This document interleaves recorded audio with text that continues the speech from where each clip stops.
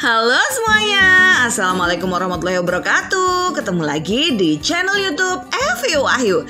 Teman-teman, hari ini kita akan membahas tutorial lengkap dan terbaru di tahun 2025 ini tentang cara membuat paspor secara online. Video ini akan menjelaskan langkah demi langkah, mulai dari menyiapkan dokumen persyaratan, daftar lewat aplikasi resmi dari Ditjen Imigrasi, cara memilih jadwal kedatangan, hingga proses pengambilan paspor itu sendiri.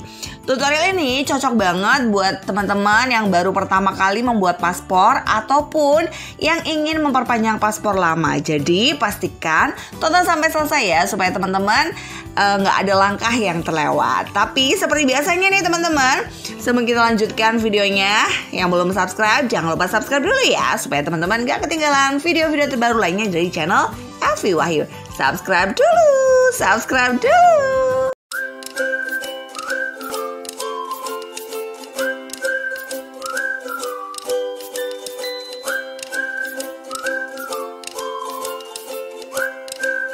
Oke, langsung saja kita lanjutkan ya teman-teman. Tapi sebelum kita mulai lebih jauh, kita kenalan dulu dengan yang namanya M-Paspor. Jadi M-Paspor itu adalah aplikasi layanan dari Direktorat Jenderal Imigrasi untuk mempermudah proses permohonan paspor secara online ya teman-teman. Nah, melalui aplikasi M-Paspor ini teman-teman bisa daftar paspor baru atau perpanjangan, unggah dokumen secara digital, terus kemudian pilih kantor imigrasi dan jadwal wawancara. Kemudian teman-teman juga bisa bayar biaya paspornya itu langsung dari aplikasi gitu. Jadi teman-teman nggak perlu ngantri panjang, nggak perlu pakai calo juga, semuanya transparan dan bisa dipantau ya teman-teman ya. Oke, setelah kita berkenalan tadi dengan M-Paspor itu apa, kita lanjut. Di langkah pertama sebelum kita mengajukan paspor adalah kita memastikan sudah menyiapkan dokumen-dokumen yang dibutuhkan ya teman-teman. Dokumen ini penting banget karena kalau ada yang kurang atau tidak sesuai, permohonan teman-teman bisa ditolak. Nah, apa aja sih dokumen-dokumen tersebut yang harus disiapkan? Nah, yang pertama adalah KTP elektronik atau EKTP ya teman-teman. Ini harus jelas terbaca, jangan sampai EKTP-nya rusak. Nanti kalau misalnya rusak biasanya akan susah untuk verifikasi data teman-teman. Jadi pastikan KTP teman-teman dalam kondisi yang bagus ya. Kemudian kartu keluarga atau KK. Nah, pastikan data-data anggota keluarga teman-teman udah sesuai ya. Kalau misalnya ada anggota baru ya segera diurus gitu ya. Kemudian akte kelahiran atau ijazah atau buku nikah ya teman-teman. Teman-teman bisa pilih salah satu dari dokumen yang diperlukan ini untuk mencocokkan data, tempat, dan tanggal lahir teman-teman. Nah, kalau waktu itu saya tuh ya udah bawa semua karena kebetulan data-data saya tuh ya udah dijadiin satu ya. Jadi kan daripada nanti seandainya nih ada data yang miss gitu ya, saya bisa pakai yang satunya gitu ya. Jadi saya waktu itu bawa ketiganya, akte kelahiran, ijazah, dan juga buku nikah. Tapi kalau teman-teman misalnya data-data ini itu atau file-file ini itu susah nyarinya gitu ya, udah bawa salah satu aja, misalnya buku nikah gitu kan yang paling terakhir gitu, atau ijazah gitu. Mungkin teman-teman bisa bawa salah satunya aja, nggak perlu ketiganya. Oke, dan untuk anak yang di bawah 17 tahun perlu tambahan dokumen seperti akte lahir anak, KTP kedua orang tua, KK, dan juga paspor orang tua jika ada ya. Tapi kalau misalnya nggak ada ya udah cukup KTP kedua orang tua, KK, dan juga akte kelahiran anak aja ya. Kemudian semua dokumen ini harus asli ya teman-teman, bukan fotokopi. Nah, seperti data-data seperti nama, tempat tanggal lahir harus cocok semua antar dokumen. Kalau ada perbedaan misalnya nama di KTP beda dengan di ijazah, itu harus diperbaiki dulu sebelum lanjut ke tahap berikutnya ya teman-teman. Jadi pastikan teman-teman membawa dokumen yang datanya itu sama dengan KTP teman-teman ya. Biasanya misalnya akte lahir itu karena udah lama ada perbedaan, jadi teman-teman bawa yang sekiranya itu sama aja gitu dengan KTP, supaya nanti prosesnya bisa lebih gampang dan lancar. Karena kalau ada beda sedikit aja itu biasanya akan memperlambat proses teman-teman. Harus dibenarkan terlebih dahulu ya teman-teman. Oke, setelah teman-teman menyiapkan dokumen-dokumennya, setelah dokumennya siap, sekarang kita masuk ke proses digitalnya ya teman-teman. Pertama-tama teman-teman buka Play Store untuk Android atau App Store untuk iPhone ya teman-teman. Lalu teman-teman cari aplikasinya M-Paspor ya, yang resmi dari Direktorat Jenderal Imigrasi. Pastikan teman-teman unduh aplikasi yang logonya resmi dan bukan tiruan ya teman-teman. Setelah aplikasi terinstall, buka dan klik tombol daftar akun. Isi data seperti nama lengkap sesuai KTP, alamat email aktif yang akan digunakan, nomor HP, dan teman-teman buat password ya. Di situ teman-teman isi aja sesuai dengan data yang ada di situ gitu ya. Suruh isi apa ya udah isi aja. Yang penting teman-teman udah benar install aplikasi yang resmi gitu ya. Insya Allah itu udah benar. Kemudian setelah teman-teman itu daftar akunnya selesai, setelah mengisi data, teman-teman akan menerima email verifikasi dari Ditjen Imigrasi. Nah, teman-teman buka emailnya dan klik link tersebut ya untuk verifikasi email teman-teman untuk mengaktifkan akun teman-teman. Nah, proses ini penting agar teman-teman bisa login dan mulai mengajukan permohonan paspornya. Nanti kalau misalnya teman-teman nggak buka emailnya, kemungkinan nggak akan bisa ya teman-teman. Jadi teman-teman cek email terlebih dahulu. Kalau misalnya di inbox nggak ada, teman-teman cari di folder spam ya. Nah, di situ biasanya ada di situ. Oke, setelah itu, setelah akun aktif ya teman-teman bisa login ke aplikasi M-Paspor menggunakan email dan password teman-teman yang udah dibuat tadi. Selanjutnya teman-teman klik menu ajukan permohonan paspor. Di tahap ini teman-teman akan diminta untuk memilih jenis permohonan paspor ya. Ada permohonan paspor baru kalau teman-teman belum pernah punya paspor, kemudian penggantian paspor karena habis masa berlakunya, kemudian penggantian karena paspor hilang atau rusak. Nah, di sini teman-teman pilih salah satu. Kalau saya waktu itu karena saya belum pernah bikin paspor, saya pilih yang paspor baru. Setelah itu, teman-teman akan diminta mengisi data pribadi seperti nama lengkap, tempat tanggal lahir, terus alamat, pekerjaan, informasi tambahan lainnya teman-teman isi sesuai dengan kondisi teman-teman. Jangan sampai berbeda ya, pokoknya realnya aja gitu. Kemudian teman-teman harus upload foto dokumen-dokumen yang udah disiapkan tadi ya. Pastikan fotonya jelas atau tidak buram, tidak terpotong. Ukuran filenya tidak melebihi batas yang ditentukan aplikasi. Kalau misalnya teman-teman ragu untuk foto, teman-teman scan aja ya. Jadi file scan-nya itu di-upload. Tapi kalau misalnya teman-teman foto pakai HP aja udah terlihat jelas ya, it's okay, nggak masalah ya. Dan kalau upload tidak jelas, nah teman-teman itu nanti permohonannya bisa tertunda atau ditolak ya. Jadi perhatikan baik-baik bagian ini ya. Oke. Setelah semua data sudah diisi dan dokumen terupload, teman-teman akan diarahkan untuk memilih nih kantor imigrasi tempat teman-teman akan datang untuk proses wawancara dan pengambilan data biometrik. Nah, di situ ada tanggal dan waktu kedatangan. Teman-teman pilih kantor yang paling dekat dengan tempat tinggal teman-teman ya, agar lebih praktis. Nah, alhamdulillahnya kebetulan kantor imigrasi yang di Bali itu dekat banget dengan tempat tinggal kami. Jadi saya otomatis pilih yang paling dekat, yaitu di kantor imigrasi Jimbaran ya teman-teman. Kalau waktu itu saya kantornya di Benua Square, karena untuk kantor imigrasi yang sebenarnya yang di area Mumbulnya itu sedang renovasi gitu. Jadi di Benua Square yang dekat dengan bandara itu loh teman-teman. Setelah itu teman-teman akan melihat nih kalender dengan pilihan waktu yang masih tersedia. Nah, kuota bisa cepet penuh terutama di kota besar seperti Bali tuh kemarin juga cepet banget penuhnya.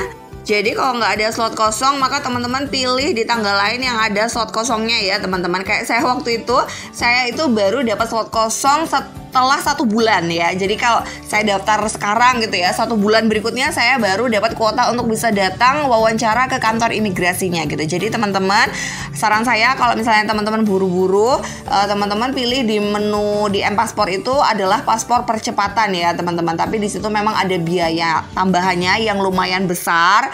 Tapi ya gimana lagi, kalau harus nunggu 1 bulan mungkin teman-teman waktunya nggak nutut gitu ya udah paspor percepatan aja. Atau kalau teman-teman mau agak jauh dikit ya teman-teman cari di kantor imigrasi lain waktunya gitu kan. Di situ banyak banget pilihan kantor imigrasi.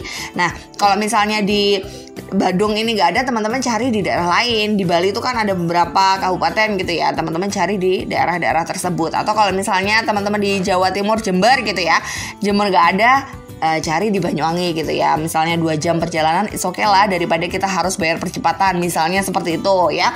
Kemudian kalau teman-teman sudah pilih jadwalnya, udah nemu yang cocok dan temannya juga cocok, teman-teman akan mendapatkan kode pembayaran ya untuk lanjut ke tahap selanjutnya. Nah, sekarang waktunya kita melakukan pembayaran. Biaya paspor dibedakan menjadi 2 ya teman-teman. Ada paspor biasa yang 48 halaman, itu biayanya 350.000.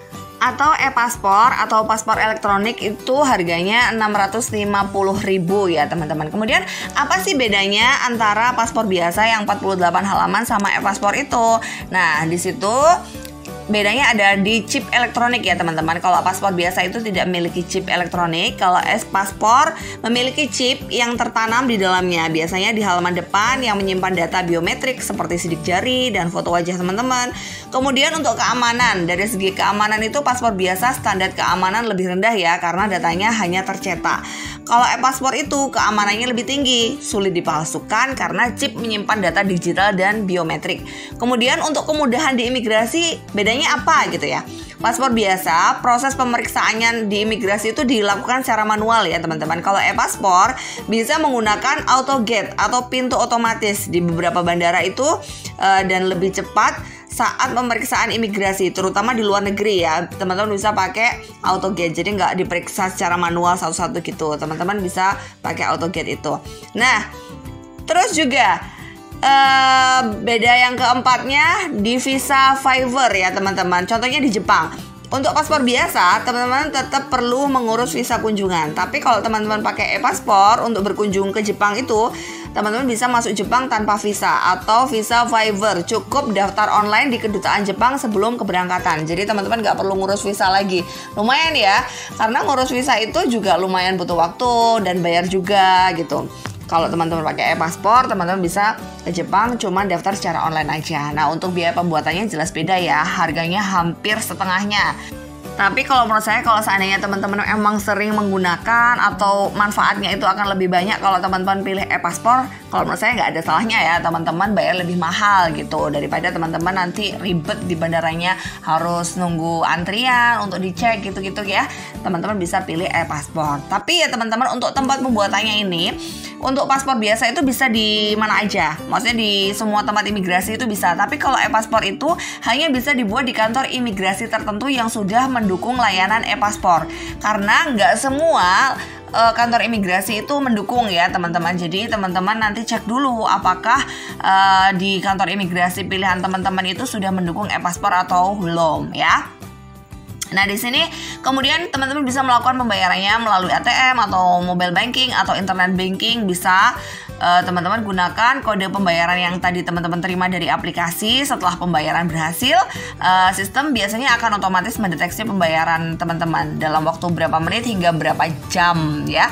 Dan teman-teman jangan lupa simpan nih bukti pembayarannya untuk jaga-jaga. Walaupun di aplikasi sebenarnya juga ada, tapi kalau saya tuh emang biasa selalu screen ya kalau udah melakukan pembayaran atau apa aja. Nah, setelah selesai nih melakukan pembayaran, nah teman-teman saatnya datang ke kantor imigrasi sesuai dengan jadwal yang teman-teman pilih. Kalau saya waktu itu daftarnya sekarang, datangnya bulan depan.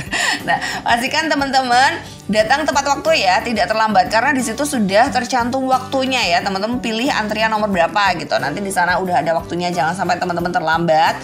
Teman-teman membawa juga semua dokumen asli yang tadi diunggah ya. Saya waktu itu bawa semuanya di satu map gitu, jaga-jaga kalau misalnya ditanya-tanya apa-apa, saya udah bawa gitu. Nah, teman-teman menunjukkan kode QR dari aplikasi M-Paspornya tadi di bagian pendaftaran ya, nanti dicek di situ. Terus kemudian teman-teman dikasih nomor antrian di situ. Nah, teman-teman nunggu dulu. Kemudian proses yang akan teman-teman lalui di kantor imigrasi itu adalah yang pertama wawancara singkat ya teman-teman. Biasanya ditanya tujuan pembuatan paspornya itu untuk apa. Nah, kalau saya waktu itu tujuannya untuk umroh teman-teman. Padahal sebenarnya saya itu belum ada rencana banget untuk umroh, tapi kan saya kayak jaga-jaga aja sewaktu-waktu misalnya saya butuh, saya udah ada gitu. Nah, di sana ditanya-tanya umrohnya sama siapa. Kan ditanya tuh pekerjaannya apa. Saya jawab ibu rumah tangga aja. Ibu rumah tangga masa mau umroh sih, ya sama siapa? Ya saya jawab sama suami saya. Dan kebetulan teman-teman di sana itu ada teman saya yang kerja di imigrasi, ada beberapa orang, ibunya teman sekolah anak saya gitu. Jadi kayak itu mempermudah sih, kayak pihak imigrasinya ya percaya, maksudnya saya memang mau umroh. Terus kemudian data-data saya juga lengkap dan ada teman saya di situ juga, jadi kayak lebih tahu lah keseharian saya tuh kayak gimana gitu, jadi lebih meyakinkan. Tapi kalau misalnya ternyata di situ data-datanya ada yang nggak lengkap, ada yang kurang kayak gitu ya, teman-teman itu akan mempersulit saat sesi wawancara. Bisa jadi teman-teman itu paspornya ditolak ya teman-teman, karena nggak semua paspor itu akan lolos loh teman-teman. Jadi di situ teman-teman siapkan dokumennya, siapkan juga jawabannya untuk apa nih paspor ini gitu.